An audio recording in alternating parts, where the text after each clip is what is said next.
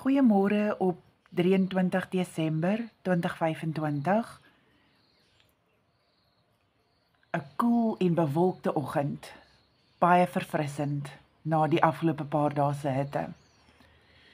Goeiemôre aan al my mede-Afrikaner refugees, Engelse refugees, aspirant refugees, wie ook al daar buite luister.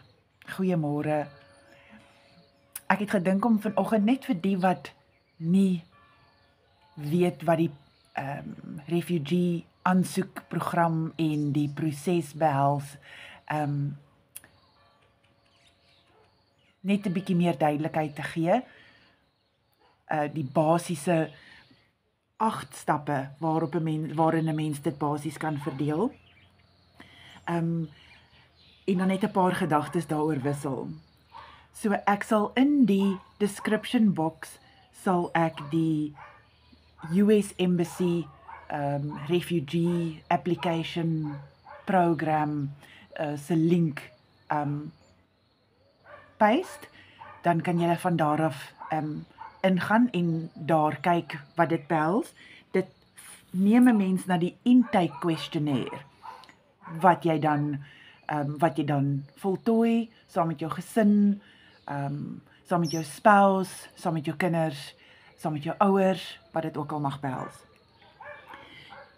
Dan kan 'n mens, wanneer dit ook al op RSC se radar kom, hulle werk maar deur hulle lyste en lyste van honderde en duisende name, is die volgende stap in die proses dat daar 'n oproep sal kom uit Kenya van RSC, Refugee Settlement Support Center, wat deel is van CWS of Church World Services.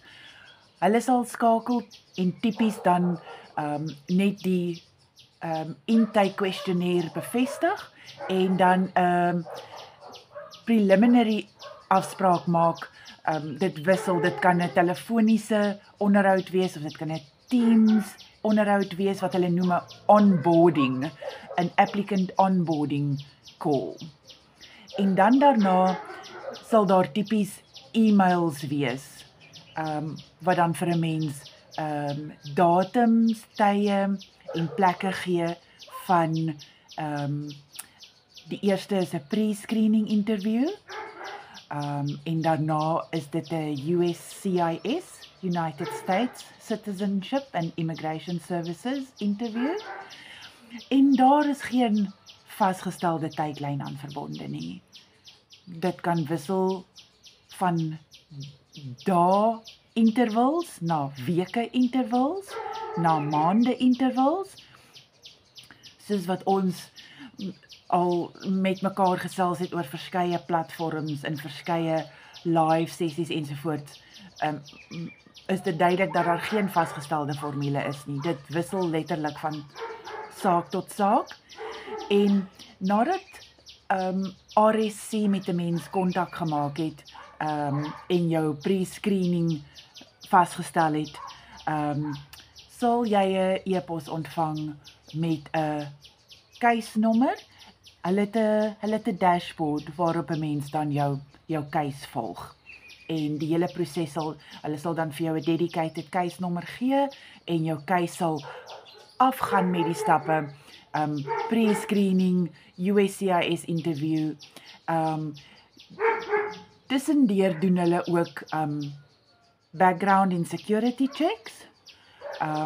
En die laaste stap in die proses is dan medical examinations. Verskoon tog al die geblaffery in die straat. Dis so lekker koel oggend, hier's baie mense wat in die straat verbystap. So hulle het almal op hol. En dan die finale stappe, en dit is waar daar blyk nou 'n bietjie van 'n bottleneck is die cultural orientation wat volg, nadat 'n mens al jou interviews gedoen het, jou security en medical checks, as dit suksesvol is, kry 'n mens dan tipies 'n decision letter wat jou conditional approval bevat. Daarna wag 'n mens vir cultural orientation, wat gewoonlik, dis tipies ook 'n e-pos met 'n link waarop 'n mens inskakel. Dis 'n Zoom of 'n Teams meeting. En dan is die finale stap om te wag vir 'n oproep en of 'n e-pos wat vlugdetails behels. En daar sal dit ook sê waarheen jy gaan. Jy weet letterlik nie waarheen jy gaan tot die dag dat hulle jou heel aan die einde skakel en sê dis die dag en die datum en die tyd, waarvandaan jy vlieg, waarheen jy vlieg ensovoorts. Toe laat dit my nou dink vanoggend, wanneer 'n mens gaan vir jou pre-screening interview, dan sit hulle so mooi slide op die skerm. So mooi flowchart wat vir jou wys stap 1, stap 2, stap 3, stap 4. Dit is hoe dit volg, dis die volgorde, dis wat dit behels. Maar in realiteit werk dit nie regtig so nie. Ons het nou al geleer dat van die stappe overlap mekaar. 'n Mens kom partykeer by jou interview, dan is jy vir jou eerste of tweede interview, dan is iemand al daar vir hulle medical checks en hulle was nog nie vir 'n interview nie.